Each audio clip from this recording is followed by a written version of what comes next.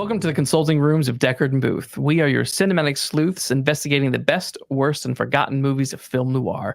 And today's case is none other than Matt Reeves The Batman, starring Robert Pattinson, Zoe Kravitz, Jeffery Wright, and Paul Dano. In The Batman, Batman is called to intervene when the mayor of Gotham City is murdered. Soon, his investigation leads him to uncover a web of corruption linked to his own dark past. Matthew, what is your initial reaction, your initial thoughts on The Batman? I went to the cinema to see this, and I went with caution, I think it's fair to say, because I wasn't really sold on Robert Pattinson. And I also wasn't sold on whether or not we needed a Batman film at all. But I came away very surprised and very pleased, and I loved it. It did something which no other Batman film had done since Adam West, funnily enough.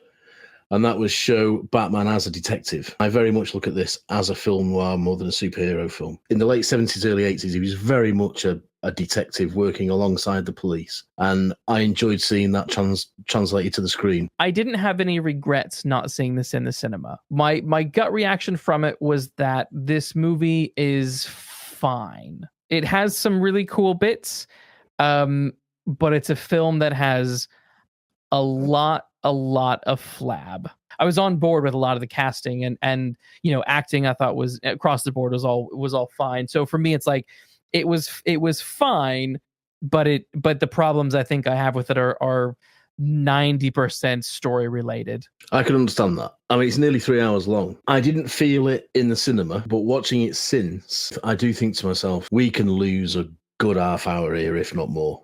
You could lose an hour. Runtime was definitely a problem for me, and that's probably another factor of me not wanting to go to the cinema to see it was the 3 hour. I'm very, very bored with 3 hour movies because at the moment, I mean, if we look at the past kind of 4, 5, 6-ish years, films have been getting longer and longer, and we say longer and longer because there actually were a lot of 2.5 hour to 3 hour movies back in the day, the 90s, 80s, 70s. There were a lot of 3 hour movies. It's just that your typical popcorn movies, which are these action movies like this, typically were not 3 hours long. Yeah, I agree. 3 hour films for this type of thing, they're not that important, I don't think. They are popcorn movies. They can still say stuff. They can still have themes and messages and all the rest of it. They should certainly still have good acting and writing. But they're not there to make that much of a social commentary, I don't think. They're there for escapism. What I will say in this film's defense, before we start diving into it, though, is I would much rather watch this than I would The Dark Knight Rises. I'd probably almost rather watch this versus The Dark Knight, which is probably controversial to say. Well, it's not controversial with me because I would certainly prefer to watch this than either of those. Both The Dark Knight and The Batman have the same bloated problem where there's a clear point where the movie is over and it keeps going. And I'll pinpoint that in The Batman a little bit later. Let's go behind the camera and talk a little bit about the background to the film, because I found this quite interesting because there was a lot of controversy leading up to this film even getting made. This film was not initially meant to be the film that it was. It was initially meant to be the film starring Ben Affleck. Affleck was going to write it and direct it and produce it and star in it. There was so much drama happening with the DCEU and with the Snyder cut and with Zack Snyder leaving the Justice League, Joss Whedon coming in, WB panicking and then making the whole Justice League movie be 2 hours and massive recuts, massive reshoots. And basically Ben Affleck fell out of love with the character as a result of some of that stuff, plus some of his personal issues. He was going through divorce and some alcohol problems at the time. So his whole kind of Batman experience was tainted by a lot of this stuff, which is a shame because I don't like the Zack Snyder movies, but I didn't mind his casting as Batman. Sometimes it's good to have a shot of adrenaline in the arm with a character and to have a new approach and to get rid of all that baggage. And recasting sometimes is a good idea. And I think that new approaches to scripts, instead of reworking endless drafts of previous scripts, it's sometimes good to just say, we'll start again.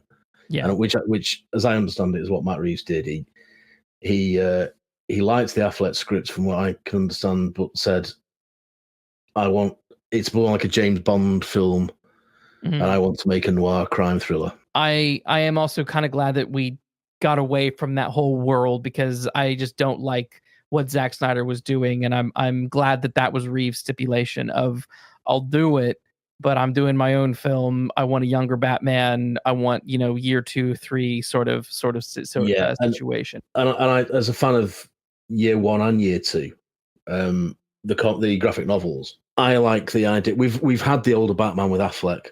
Let's see him as a fledgling, which is hinted at in Batman Begins, but you don't really see it. For me, Bale becomes too adept and too good too soon. I like the fact we saw Bruce Wayne learning as he went along.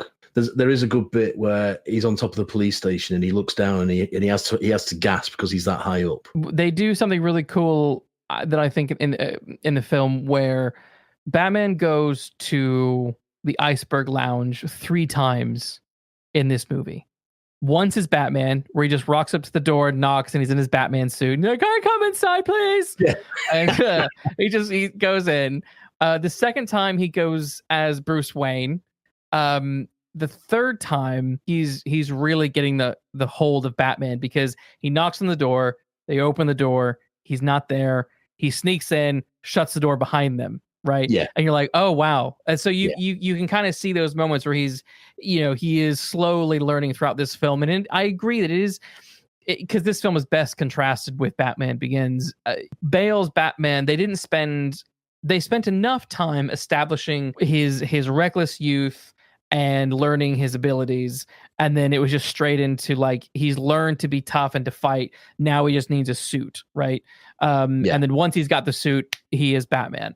And that's not a knock on Batman Begins at all. I love that. I really do love Batman Begins. But this movie that keeps it different enough from that. They didn't really muddle it with the origin story. He's been Batman for a couple of years. I appreciate that. We're not really getting hung up too much on the death of his parents. It's there, it's lingering, but we don't see it. And this is, like, I'm so glad that this movie doesn't actually have another shot of the Waynes getting killed, because the cascading pearls. Yeah, absolutely. I was sick to death of seeing it. The Waynes themselves become a plot point later on, but not so much, or not necessarily because of their murder. It's because of what they were doing before that. It's such a simple little tweak, but it makes the whole thing seem fresh. I like that Reeves, just did aim for a more noir touch with this. I think one of the things that's been missing with Batman movies have been this noir touch. Trying to lean more into that. In fact, Chinatown, one of your favorite movies and mine, was a big influence on this movie. I mean, it's put in very broad terms. If you substitute a cowl and a cape for a fedora and a trench coat, this is a Private Eye film. It's shot like one, it's written like one, it's plotted like one, and it's pretty much acted like one. And I do like the fact that it's very obvious that suit has been made in his garage or wherever. He's cobbled it together himself, because Batman Begins, essentially he's Batman because of Morgan Freeman. But I like the idea of Bruce Wayne hammering metal plates onto a metal torso chest plate thing and building it from scratch. And I know people will say, well, Bruce Wayne's a billionaire, he can afford all that stuff that Lucius Fox gives him. I know that. But the more people that know what he's doing, the more chance his secret has of coming out. So if he builds it himself, there's only him and Alfred that know. And maybe that old woman who we don't know who she is in the Wayne Manor. Yeah, I can only think she's a throwback to Aunt Harriet in the Adam West. I wondered that as well, but she has nothing. She's no character. She's just there to answer the phone once and be in the background another time. And I'm like, who are you, lady? And it's weird because she arrives in places where Alfred and Batman are openly talking about Batman stuff. I would love to know what her relationship is to all of this. I'm like, are you the grandma? Are you Grandma Wayne? Like, what are you? Okay, should we dive into the story? Because it opens with this shot of the Riddler staring into a building and a little kid fighting, and you think it's Bruce and blah blah blah. very much happy that that was not the Waynes. But my big problem with that whole opening is there's a lot of superfluous exposition with the television scene with Bella Real and what doing the whole mayor stuff, telling everybody how awful Gotham is, all the problems that it has, everything needs to be fixed, blah, blah, blah, blah. That is then followed up immediately by Batman doing a 5-minute narration of going through Gotham, seeing how terrible it is, and it's all the poison, all the sin, all the disease that he needs to cure. One or the other opening, guys. Like, open it quickly with the guy getting murdered, a shocking murder, and then go right to Batman's narration. Like, I'd agree 100%. I agree 100%. And if I would rather keep, I'm not, as a rule, I'm not really a big lover of narration, but when the main character's got no one else to talk to, I can get it more. There was a part of me that liked the narration because that is very hard boiled, that is very noir. Reminds me a little bit of Dead Reckoning with Humphrey Bogart. You know, it has that vibe to it. So I do like it at times. It can also get in the way. But the only hiccup I had with it was I felt like, oh, this is just Rorschach. And obviously, yes, Batman narrates his comics and all that kind of stuff. I get that. But the way this Bruce was talking was very, very Watchmen-like, in my opinion. If I remember correctly, in year one, it is told from the first person, and the thought bubbles are in a sort of handwriting script. Yeah. So I think the idea that he's writing a journal may come from that. I'm not saying that is an absolute matter of fact. That's just a feeling. The Watchmen was released throughout 1986 and 1987. Batman Year One was May of 1987. Watchmen definitely came first, and I wouldn't be surprised if Frank Miller in writing Batman Year One took some inspiration from Alan Moore. From that. We move on to the murder scene. So Batman comes into the Mayor Mitchell's house led by Gordon. And this is one of those moments where I'm like, I would be like, what the hell are we doing letting this guy walk through here in this big giant ass clunky suit to come look at this murder scene, where it's like, again, as you said, if you replace the suit with a trench coat and a fedora, well, then it makes a lot of sense. But this world we're depicting a world that seems a bit more realistic. The Riddler is dressed like the Zodiac killer. Catwoman is dressed like, just some leather wearing like a cat burglar with a cat burglar.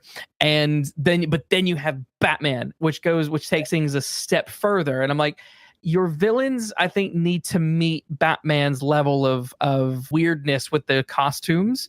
Yeah, because it's like by making the Riddler so accessible and so Zodiac inspired, and Catwoman so cat burglar inspired with, I'm like, you're kind of losing me. It's like, why would Batman dress like a bat then? Why would he have a cape? Why would he have this helmet with the horns? Yeah. Like he would probably be dressed like Catwoman, realistically, if we're being realistic here. There's a bit of me that says you've just got to accept that this is Batman, so he's got to have that mask on.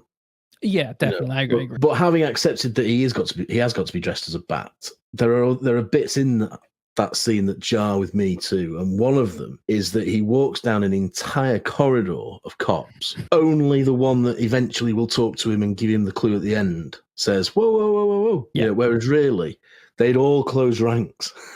Yes. And he wouldn't be able to get in. I think the movie's got to decide what it wants to do. They've either got to acknowledge that he can walk around, in which case nobody tries to stop him, or they have to say someone will try and stop him and everybody has to try and stop him. It's down to Gordon to say, these follow orders and get out of the way. It's drawing attention to something that damages the film, really. I really would have preferred that scene if it was just Batman and Gordon and maybe one other cop. One or two other cops guarding the scene, not a hallway of cops watching this with the commissioner or whatever that guy is. I don't think Gordon is a commissioner yet in this movie. It might be. No, he's not yet. And then I think the other guy is the commissioner who comes storming in. What are you doing? What are you doing? What are you doing? It's like, well, come on, guys. Like, come on. So I think that could have been tighter. It could have been handled a little bit better for sure. Yeah, and I also wonder that there's a mistake here because Batman says he's been doing this for 2 years, but they all react to him as if he's a new phenomenon. So jokes, quips such as, this must be your favorite time of year, hey pal, happy fucking Halloween. Yeah. You've seen him around for 2 years. the gang on the train platform that he has a fight with, one of them says, "What are you supposed to be? Have you seen the state of this guy?" But they've seen him and been frightened of him for 2 years. Yeah. So yeah. I wonder if there's a sort of inconsistency in the script there that could have been ironed out again with another red pen read through. Yeah, because obviously they have the bat signal, so the bat signal is implying this person is out there, and I appreciate that people might not know what he looks like and whatnot, but like, I mean, that was one of the great things about the opening of Tim Burton's Batman, which again, I appreciate his Batman for just going and starting with he's just Batman. We're not going to faff about with origin story stuff. So I appreciated that immensely in Burton's first one. But that too scene with the two robbers, and you know they're talking about, oh, have you heard about the Bat? You know, this guy dressed up as a bat. Blah blah blah blah. You know, so I like that the word is out on the street that there's this guy out there. And this is before the bat signal even turns up. So it is odd that there was a bat signal, but these guys don't know or seem to understand, and he's been doing it for 2 years, and it's like, wait, what? There's a juxtaposition there that doesn't work. Definitely, definitely. But I mean, and there's a line in that opening narration where he says, "They think I'm hiding in the shadows, but I am the shadows." And the implication that you can't be everywhere at once, and the implication is that every time they see something they see a dark alley, they think he might be in there. That sense of dread is built up really well in a couple of lines and a couple of shots. But again, that presupposes he's been around for a while. Yes. Which is then at odds with the reaction that the cops give him. Gordon, as a senior detective, is using him and has got a secret signal with him. They would surely know that. The story begins to move on. There's a cipher at the scene. Batman takes it back to the mansion. Him and Alfred solve it, and leads to Mayor Mitchell's car in a garage where we find the thumb drive, which then has a bunch of information on it that has pictures of the mayor with some woman at this place called the Iceberg Lounge, and that's connected to Carmine Falcone, who's a big kind of criminal gangster guy. And this is where we get Batman's first attempt to get inside the Iceberg Lounge, and that's that scene that we talked about already, where he knocks on the door and goes inside and has that stupid club fight. Yeah, they've got to get into the iceberg so he can meet Catwoman and the Penguin, and he's got to think, I certainly don't trust one, can I trust the other? He also has to have some way of recognizing, out of all the people that are there, that one cop, Kenzie. And that's the broken note. The clue that they eventually use is the broken nose. So he has to have had some sort of, to use that clue, he's had to have had a fight with Kenzie. For me, this is where the film becomes the most interesting, is when Batman is diving into the crime and the corruption of the government.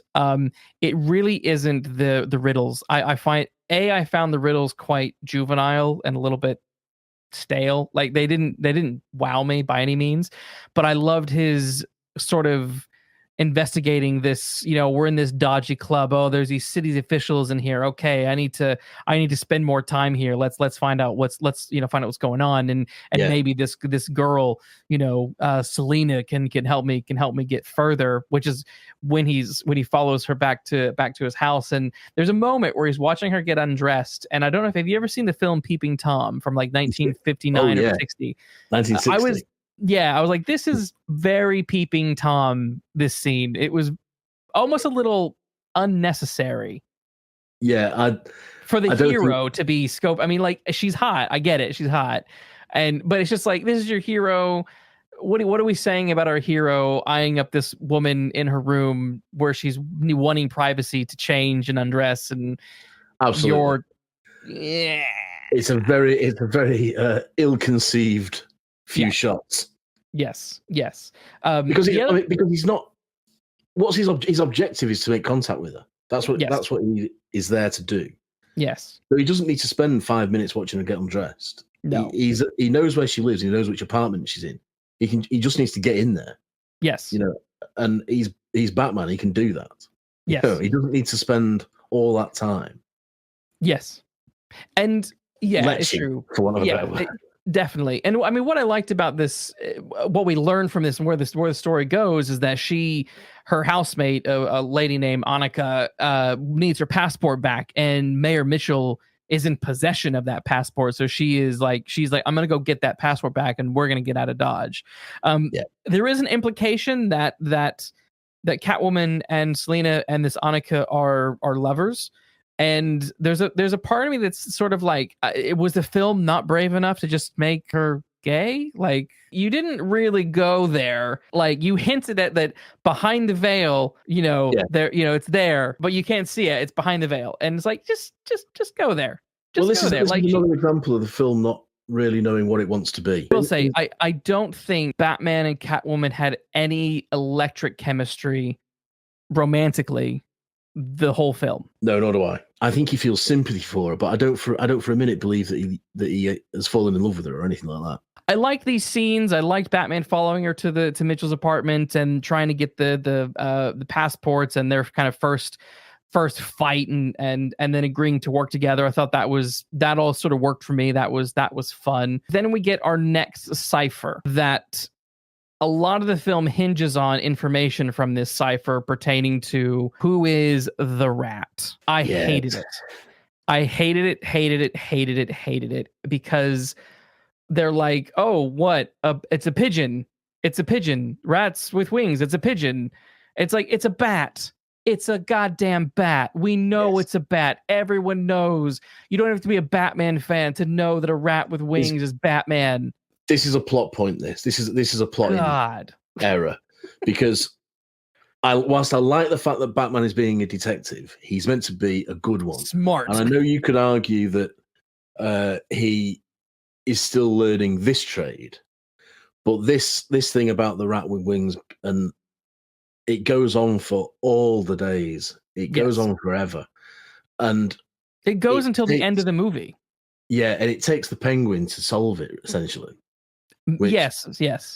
I don't know. I just think. I mean, Alfred is aware of it, so I am not convinced that between them, Alfred and Bruce Wayne couldn't work this out quicker than they do. If you said to me "rat with wings," I wouldn't automatically think of a pigeon. And I'm not the world's greatest detective or a Gotham City cop. No. Yeah, like you, I would be saying, well, is it not a bat then? Yeah, it's connected to Batman. It's connected to you, man. Like that's what it is. Come on, open your goddamn eyes. So much so that I remember in the cinema thinking they're going to make Batman the key to it all, and that'll be brilliant because the answer to this is bat. Yeah. And the longer they didn't go on saying it, the more worried I became that it was going to be a poor payoff. Problems begin to compound for me at this point in the movie because we have the next scene where Selina goes to the club. She's going there to try and get information about her friend Annika, who's gone missing, and Batman wants her to get information about the Penguin and Carmine and all that kind of stuff relating to the Rat. She has a conversation with the DA and all that kind of stuff. Now, in this scene, we get our first introduction of Carmine Falcone, who comes up to Catwoman and says, touches her face, says, "Hey, it's been a while since I've seen you. You should come by again." Later in the film, spoiler alert, it's revealed that they're father and daughter. Now, this scene clearly suggests that he knows and they know that they're father and daughter. Right. And the fact that they then later have Catwoman angrily reveal it to Batman and then reveal it to Falcone as if he doesn't know. I'm like, this scene, he's not being romantic with you. Otherwise, if he's not, he's being a creep, and that's his daughter, and that's creepy. I always thought the reason Catwoman was even working in that place was because that's her dad, and maybe she was doing some burglaring stuff for him. Yeah. Because if she doesn't know at this point, why is she working there? Because that can only be a coincidence, which would be a really bad bit of plotting. He's too familiar and too close with her for it just to be, there's that waitress I fancy. Kind of move on. There's more to do with the cipher, with the rats with wings bullshit.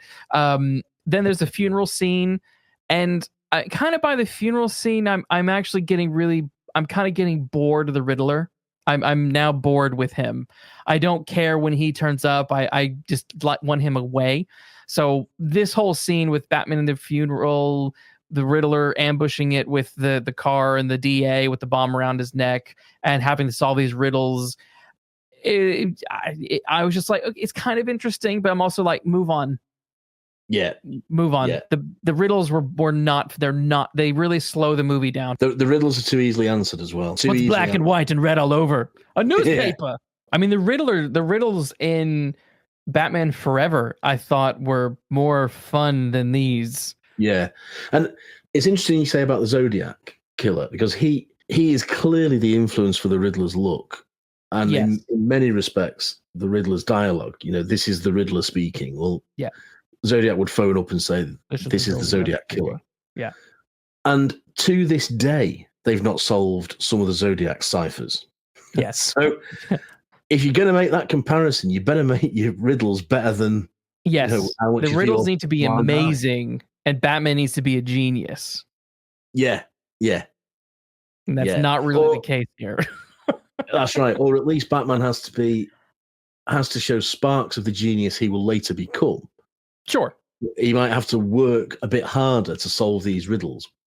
Even with Alfred's help, I wouldn't have been averse to that a few more times, Sure. Because I do like the scene where Alfred's got this code and he's saying, I'm just filling in the dots or whatever it is, with trying letters. And there's a spark of inspiration, which all great fictional detectives have, where Bruce says, try not using the dots or whatever it is. And Alfred says, well, then we'll just be left with, and the message comes up. Yeah. I really like that. Yeah, it's that was flash of genius that a young fledgling Batman would have, that he then later hones to become the Batman. More problems begin to compound. And the bomb goes off, Batman gets thrown, and the next scene is Batman in the police station lying on a table, and I'm like, how much time has passed? Why is no one taking off his mask? Why is he still alive? Why is his face not burnt? Why is that bottom part of his face not burnt off? Yeah, I really was frustrated. I hate scenes where Batman is knocked out and people aren't taking his mask off. No reason to not be unmasking the guy. Yeah. It just didn't make sense to me. Now, what then began to save it was what happened afterwards. And I really like Batman's escape from the police station, because as you were saying, it shows him being nervous and also clunky because he doesn't stick the landing, which I thought he would have died if he was a real man. But I like the fact that he does this soaring thing. His parachute catches the bridge. He has to eject and he rolls to a stop. I thought, okay, that's cool, because it's like, oh, okay, he's not perfect. He's like, it's making me think very hard-boiled detective, where they have street smarts, but they're not necessarily super skilled at stuff. So they're always getting beat up and knocked down and stuff. And so I was like, that's the stuff in this movie that I like, is when he is being more hard-boiled and using his street smarts, using his cleverness, but also getting punched in the face at the same time. Like those, absolutely. That's the stuff I'm like, yes, this is where it's winning me over. Not absolutely. And I do like I mentioned it before, when he gets to the top of the police station and he has a sort of moment. He's that I like that. And even when he's running through the police station, there is a real look of panic on his face, and the way he's not running like to look good, he's running to save his life. Too often Batman's not in sufficient jeopardy for you to think, he might not actually get out of this without some consequences. What did you think about the car chase? That whole scene, because it lasts forever. There are bits of it I really do like, and there are bits of it that, again, it's an action set piece that comes with all the action set piece stuff that you would expect. There are moments of what I think are real brilliance, and I love when they're both heading towards oncoming trucks, and Batman looks over to the Penguin like that, just with a sly sideward glance, as if to say,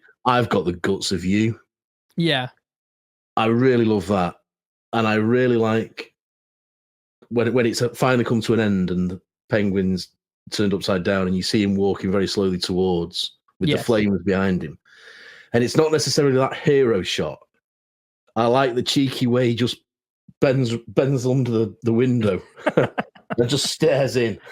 Yeah. I think that's a nice little comic look, because it would have been so easy to end it with that heroic, and the music's going and the flames are behind him, the cape's billowing. Yeah. I like all that because I'm a sucker for stuff like that. But it's the cheeky little peering through the window that really makes it for me.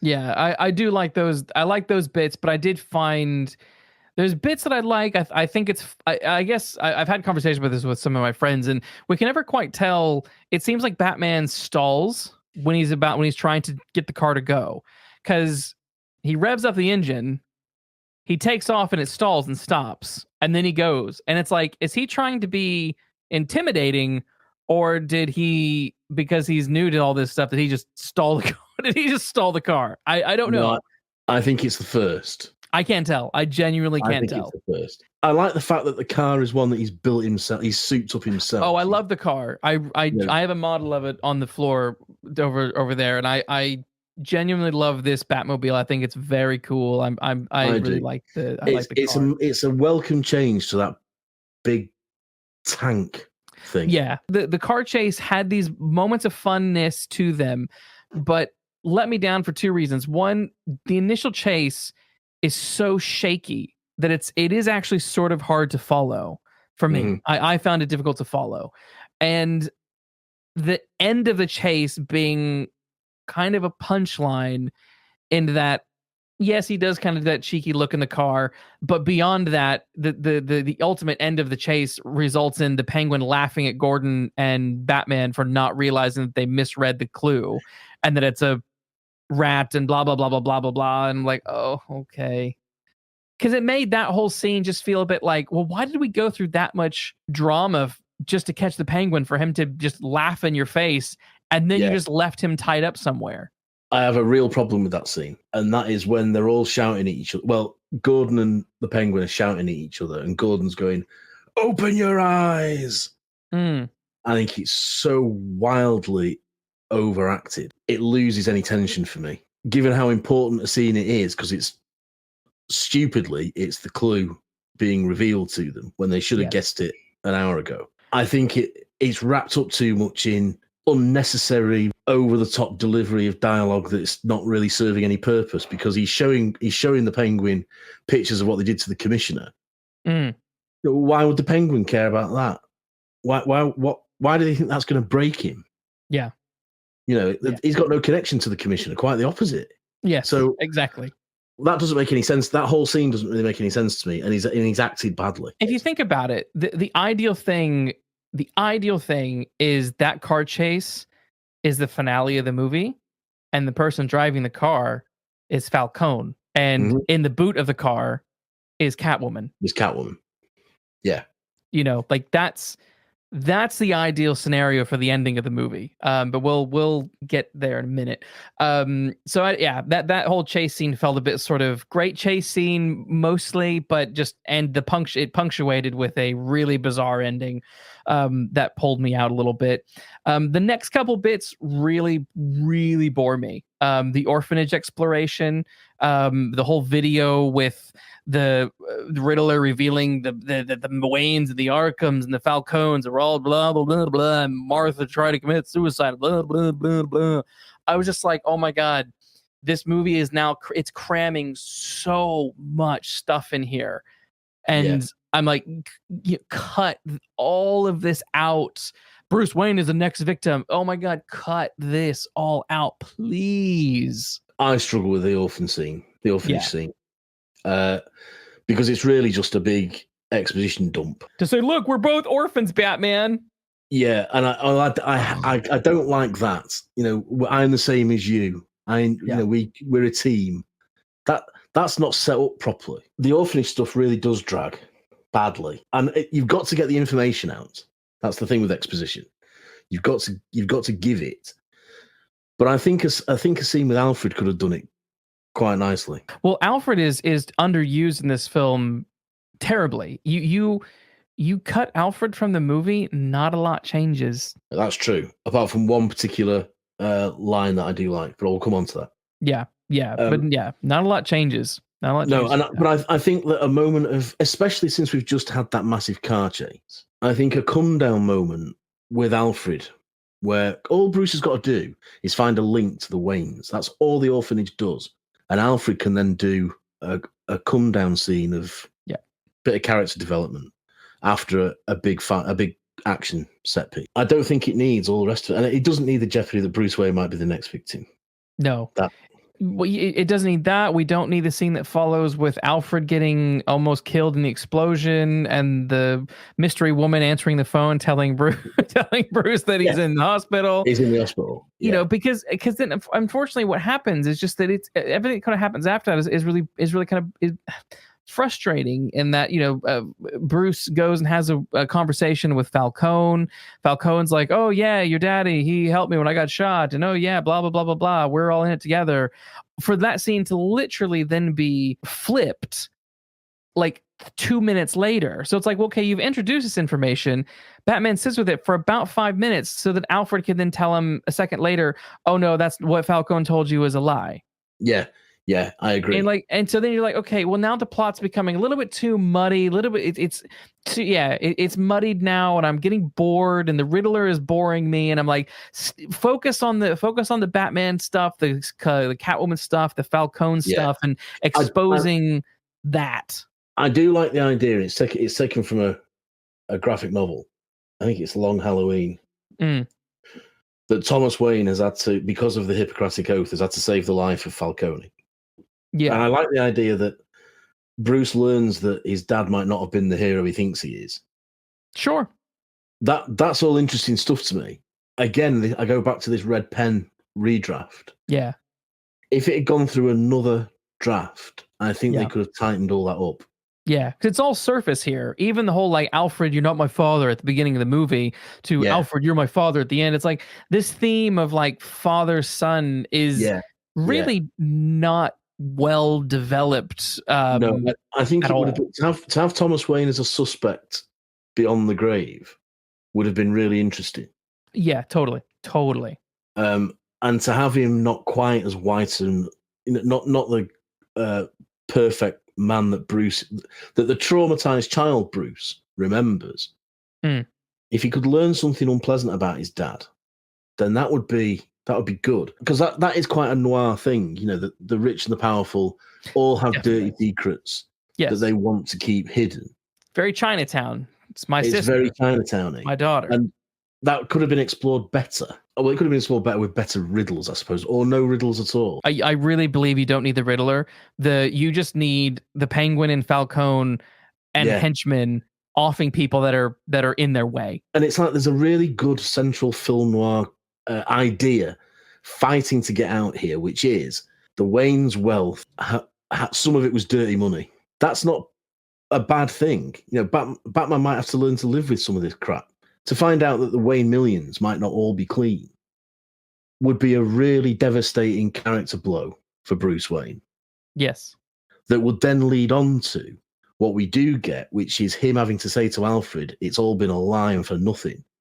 And Alfred to say, you're wrong. Because that's really what all this is gearing up to. It's gearing up to that hospital scene. Because what it is Bruce's crisis of conscience. It's Bruce's long night of the soul. Dark Night of the Soul, whatever the phrase is, that he has to overcome in order to become the Batman that he wants to be. Once Bruce, cures his conscience, they then have another moment with Gordon, Batman, Gordon, and Catwoman at the Bat Signal. And I just have to say, I do love that set. The set where they're on that rooftop and it's like an unfinished building and you see the Gotham skyline, and the skyline, it's that, I can't remember the name of the technology, but it's that virtual environment. So they could see that, like that. It's what the actors see that stuff. And I've seen the same technology used in some different like Star Wars TV shows, and it looks not as good, but I thought it looked really excellent in those scenes. I thought that was very well done. Those scenes are shot brilliantly. Yes. Now, for me, this scene is the beginning of the end of the movie with them on the, because Selina is up there. She's got the guy who Batman broke his nose at the beginning of the movie, and basically has found out that Falcone is responsible for killing Annika, her flatmate stroke possible lover. Don't know. And so she wants to kill him, and she wants Batman to go with her to go kill Falcone. You know, big back and forth. She gets away by pushing the guy over the side of the building while Batman and Gordon save him. And, you know, then the next thing is Batman has to race over to Falcone because he knows that Selina is going to go murder him. So I'm like, this is the beginning of the finale of the movie. This is what we're all leading up to, because it's all been about Falcone, because I don't care about the stupid Riddler. Like, he's just not been that interesting. Well, and I'm like, okay, yes. Yeah, and this is, again, sorry to interrupt, but this is why the rat with wings, whatever it is, Rata Alata, that is also gearing up to him being the main villain.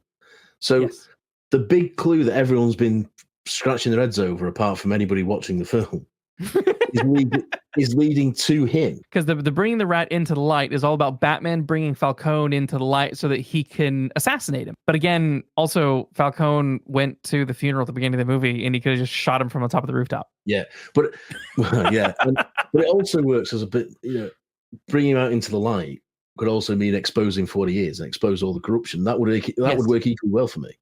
Yeah. In fact, that would probably work better, because how does the Riddler know that one street lamp is going to be the very one that Batman brings him out in front of? I mean, yeah, coincidence galore. But again, imagine, that's the thing. They're going to expose him. They go to have a fight. Falcone gets the upper hand, throws Catwoman into a car. Then you have that big car chase, big explosion. And that's when you pull Falcone out of that. And you know, either he dies in that chase or whatever. But like, that was your finale. Yeah, right there. Yeah, that's right. Because then after that, Falcone's brought out, he's assassinated.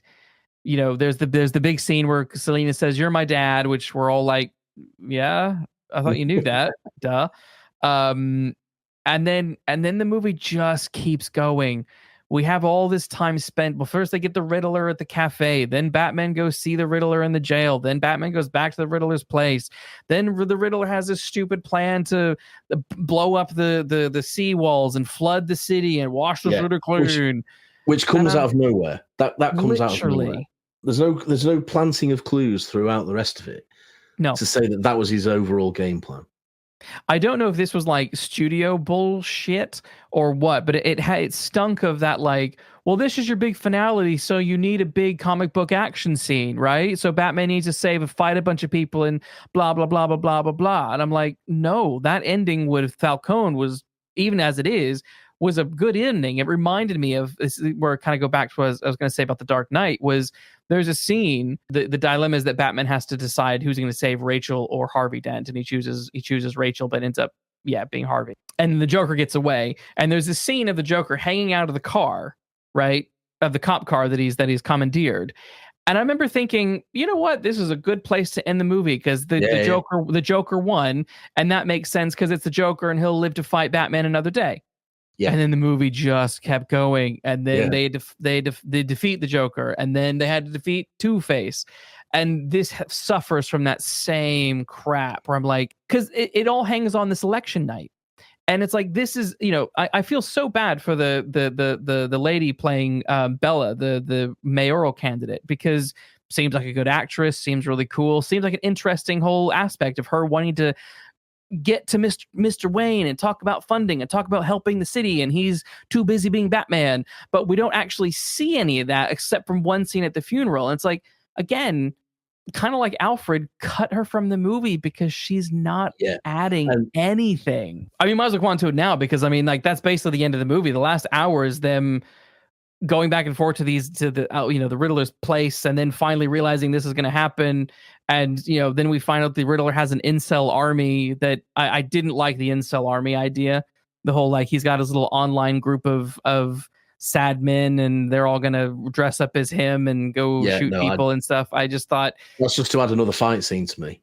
It is really, really, it was lost me. That last hour really, really, and it's a whole 50 minutes. It's a whole 50 minutes that just loses me entirely. I just want to talk about Bella Real because I think you're right. I think you fundamentally you're right that she's not served well, and as a result, she's for me the most irritating person in this film. She comes across as sanctimonious. She comes across as out for herself to the extent that she only talks to Bruce Wayne at that funeral.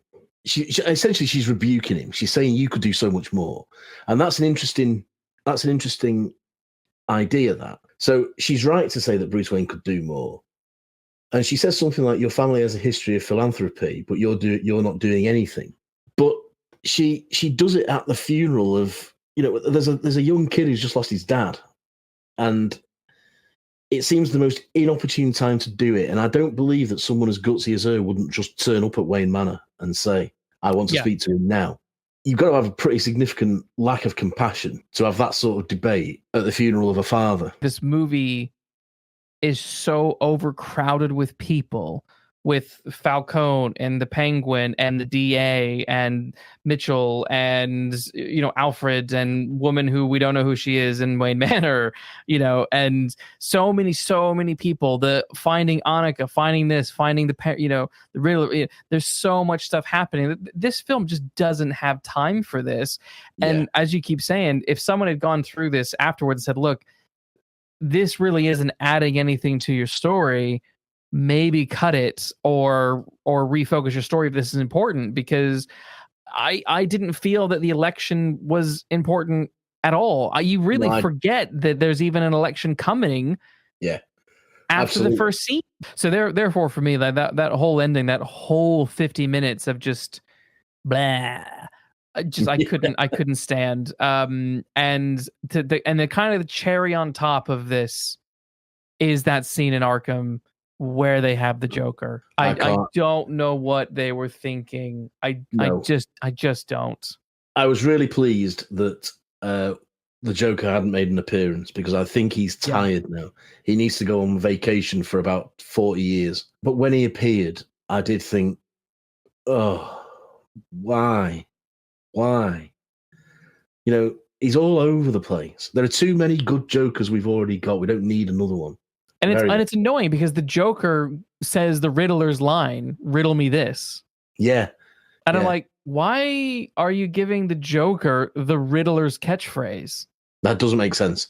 And I think that, the facial scarring or whatever it is just once Heath Ledger had the Glasgow smile, it's as if everyone thinks, well, that's why the Joker smiles all the time. It's not even Heath Ledger. It goes back to Jack Nicholson. Why can't he just be a painted-on smile? Just be a clown. Just literally be a funny clown. Yes. So the ending of the movie kind of left me a bit blah. It definitely had its moments. I was like, oh, that's cool. This is boring. I'm bored. Interest going down. Then something would happen. I'd be interested again. It's a very up and down movie for me. But I will say, at the end of the day, actually, one more thing is that I did also laugh with Batman rescuing people alongside firefighters. Because again, if I was a firefighter, I'd be like, who is this nut in a bat costume? What is going on? Like, I just would like that to me again. That was one of those moments that pulled me out. Like, it's like, okay, you're trying to be real and put Batman in the real world, but Batman in the real world is nonsense. So you have to play with it more, which is why it works so well with Burton's version, because Gotham is so gothic and nuts. Yeah. That it just absolutely worked. I do have a thing about, and I don't like this in The Dark Knight Rises either. Batman in the day just looks like an idiot. Well, go watch The Flash. You have some of the worst Batman in the day scenes of all time. I've seen it. There is a line in Year One, the graphic novel Year One, and I'm surprised that people haven't sort of taken it more to heart than they seem to have done. He says, well, he thinks to himself, they're not frightened. It doesn't work in the day. He thinks, I'm frightening enough. In daytime, it'll work. He goes out in daytime and it doesn't work. So he learns from that. That's good. That's good. But I think visually, I really do like the visuals of this film. I think the costuming is generally really good. The set design is very good. I love the Batmobile. I like the gothic setting of using Glasgow and whatnot. Like, the film looked very, very good. atmosphere was very good. The noir elements, when they were there and used well, I thought worked really well. So there's casting in general I thought was really good, and as we said earlier, Pattinson really surprised me. So there is a lot of stuff that I do like about this movie. I liked its overall noir tone. And the fact that, I said it at the beginning, the fact that Batman is a detective in this, and he's an active working detective. He's piecing together evidence and working out clues and piecing together clues. And I like I say, I like the noir feel of it, the rain, the dark, the shadows, the very fact that he is the shadows, as he rightly says. And noir is all about shadow and light and stuff like that. I thought all that was brilliant. One thing I do, I know what you said about the end, but one thing I do like is that he does go. This is the first Batman really to go on a journey where he has a proper arc and he changes at the end. Yes.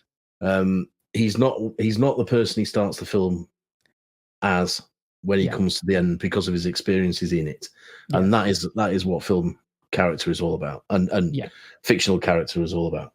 What's your favorite line? I do like they think I'm hiding in the shadows, but I am the shadows. I like that. Yeah, I agree. That's actually the same one that I had. I thought that was a fantastic line. Worst line for me was the whole, it's a rat with wings. It's a pigeon. Like that to me, just, I hate it. I hate it. I hate it. I hate it. I hate it. Yeah. Mine is, again, it's Bella Real. It's just a bad line in the wrong circumstances, like I said. Yes. Yeah. Everyone's afraid to do the right thing, but I'm not. Well, get over yourself. But yeah, I mean, I think in general, the film, is probably the best attempt at a noir Batman, and really the first cinematic attempt at a noir Batman. I think it is, and I give it kudos for turning him, for being the first one to turn him into a detective. I know people will say he does a bit of detection in The Dark Knight, but he doesn't really. How many Falcons would you give The Batman? I'm going to give it 4, and I give it 4 because I like what they did with the character. I gone over it and over it and over it about the noir element and the detective element. I like the suit. I like the whole ethos of the suit. I like the journey, but I can't give it higher because of the problems that we've talked about. I am giving it 3.5. It's a 3.5 for me because that last hour, as I've said many times, really kills it for me. The relationship dynamic between Batman and Catwoman doesn't quite land. I feel like Alfred is superfluous.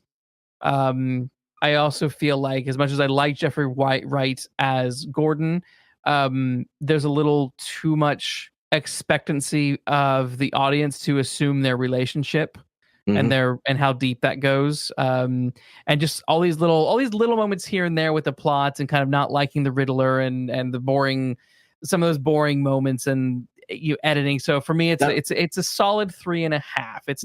It's fine. It's a fine movie. Yeah, that's one thing I would say about Gordon, just as a postscript. The film doesn't give him enough opportunity to show how good a detective he is. They're so focused on Batman being a detective. It would have been nice if he worked out one of the clues himself. Yeah, I mean, hey, I enjoyed rewatching it and revisiting it. So now I cannot watch this film for the next 10 years. Absolutely, I probably won't watch it for a while myself now. On that note, we will say that concludes our investigation into The Batman. And thank you all for joining us on it. I hope to see you back in the consulting rooms next week. Until then, please do like and subscribe, and be sure to take care walking down those mean streets.